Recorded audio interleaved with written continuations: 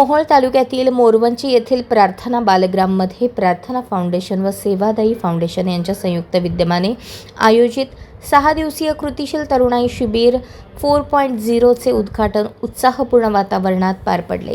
कार्यक्रमाला राज्यसभा खासदार ज्योती वाघमारे, युवा उद्योजक सुहास आदमाने, अभय खोबरे, सोमनाथ लामगुंडे आणि सूर्यभान धोत्रे यांची प्रमुख उपस्थिती होती। यावेळी मार्गदर्शन करताना खासदार ज्योती वाघमारे यांनी स्त्री पुरुष म्हणून नव्हे तर माणूस म्हणून एकमेकांकडे पाहिले तर समाजात निश्चित सकारात्मक परिवर्तन घडेल असे मत व्यक्त केले।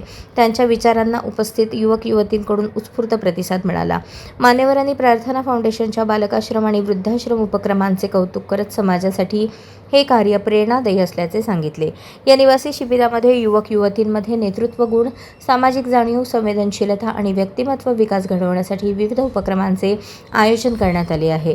श्रमदान, गटचर्चा, प्रेरणादायी सत्रे आणि सांस्कृतिक कार्यक्रमांमुळे शिबिराला विशेष रंगत आली असून महाराष्ट्रातील विविध भागातून युवक युवती सहभागी झाले आहेत। कार्यक्रमाच्या यशस्वी आयोजनासाठी प्रार्थना फाउंडेशन आणि सेवादायी फाउंडेशनच्या सेवाधाऱ्यांनी विशेष परिश्रम घेतले।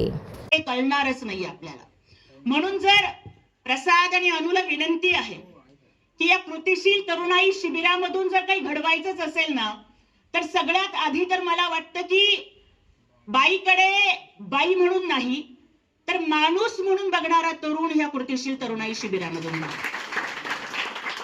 कारण एका बाजूला आपण शिवछत्रपतींचा वारसा सांगतो की जे कल्याणच्या सुभेदाराच्या मुस्लिम सुनेमध्ये सुद्धा स्वतःची आई बघतात, शत्रूच्या सुनेला सुद्धा सन्मानाने साडी चोळी करून पाठवणारे छत्रपती शिवाजी महाराज ज्या महाराष्ट्राच्या मातीमध्ये घडले, त्या महाराष्ट्राच्या मातीत जर 3-4 वर्षाची चिमुकली सुरक्षित नसेल तर आता कुठेतरी तरुणाईनं संघटित होणं हे गरजेचं आहे।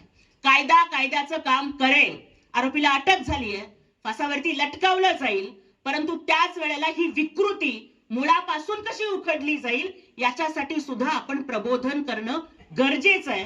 आणि त्याच्यामुळेच मला वाटतं की तरुणाईचं एक पहिलं कर्तव्य हे पाहिजे की लोक म्हणतात बाईच्या डोक्यावर पदर असावा, पण मी म्हणते आधी तुमच्या डोळ्यात आदर असावा।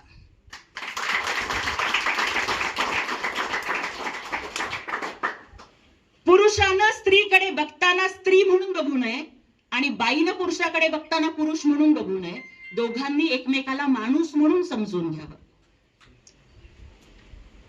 Whether we are man or woman, that is not important, but we are human. हे माणूस पण जरी जागा करता आला ना आपल्याला एखाद्या जरी मुला मुलीच्या मनामध्ये या कृतिशील तरुणाई शिबिरामधून, तर मला वाटतं की आपण खूप काही अचीव करू शकतो। दुसरी मला अपेक्षा तुमच्याकडून एक आहे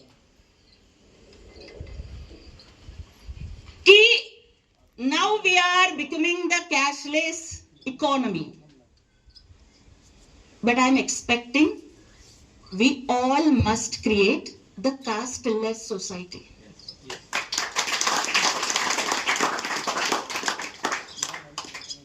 कॅशलेस इकॉनॉमी बनली आहे पण कास्टलेस सोसायटी बनलेली नाही। दुर्दैव हे की जाती धर्म तोडणाऱ्या महामानवांच्या नावानं जातीपाती मजबूत त्यांच्या घराबाहेर जाऊन उभी राहायचे, तुमचा अभ्यास करून संपला की मला पुस्तकं द्या, मग मी अभ्यास करते, हे मी त्यांना सांगायचे। 12वीला माझ्या प्राध्यापकांकडे जे 21 अपेक्षेच्या स्पेसिमन कॉपीज यायचे ना, नमुना, ते मला द्यायचे आणि मी त्याच्यावरती अभ्यास करायचे।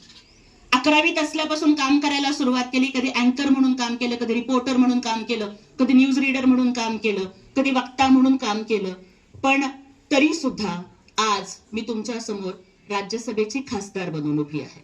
त्यामुळे तुम्हाला सगळ्यांना एकच सांगायचं की परिस्थिती तुमचे स्वप्न पूर्ण करायला कधीही अडथळा बनवू शकत नाही।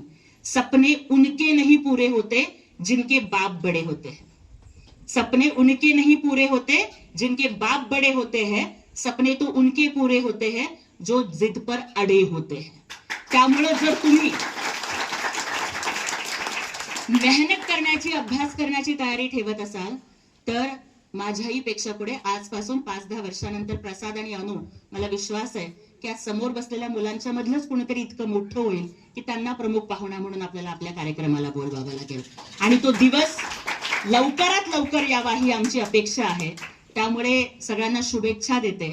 आजच्या मोबाईलच्या, इंटरनेटच्या आणि आर्टिफिशियल इंटेलिजन्सच्या जगामध्ये जिथं सगळी तरुणाई आम्हाला वाटत होतं की 2 GB आणि अख्खा गाव बिझी, अशी परिस्थिती झालेली आहे की सध्याच्या तरुणाईला दिवसभराचा डेटा पॅक कसा संपवायचा हा प्रश्न पडलेला असतो. म्हणजे घरात आटा नसला तरी चालेल, पण मोबाईलमध्ये डेटा असला पाहिजे, नाहीतर अस्वस्थ होतात लोक.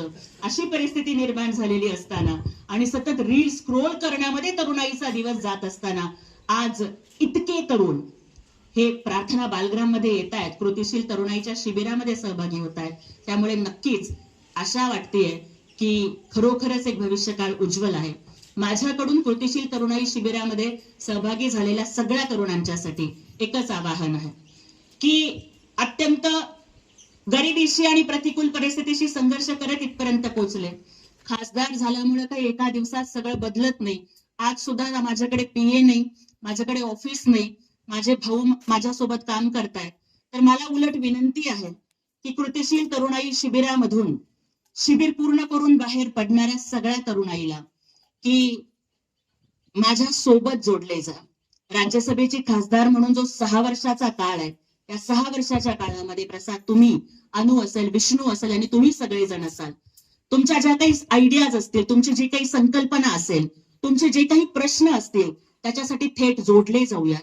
समाजामध्ये जर बुद्धिवादी तरुणाईचा असा जर एखादा प्रेशर ग्रुप आपल्याला उभा करता आला तर मग नक्कीच आपण एक खूप चांगल्या पद्धतीनं समाजाचे प्रश्न सोडवू शकतो. त्यामुळे माझ्या सोबत काम करण्यासाठी आणि हा समाज बदलण्यासाठी प्रयत्न करण्यासाठी तुम्हा सगळ्यांना माझ्याकडून आग्रहाचं आमंत्रण असेल. मला बोलावलात याबद्दल मनापासून आभार मानते. पुन्हा एकदा आठवण करून देते की महिला बालविकास विभागाचा जो अनुदानाचा प्रस्ताव किंवा मान्यतेचा प्रस्ताव आहे तो आपण लवकरात लवकर मला द्या, म्हणजे मग मला त्याचा पाठपुरावा करता येईल. आणि एवढंच बोलून मी इथे थांबते. जय हिंद, जय महाराष्ट्र.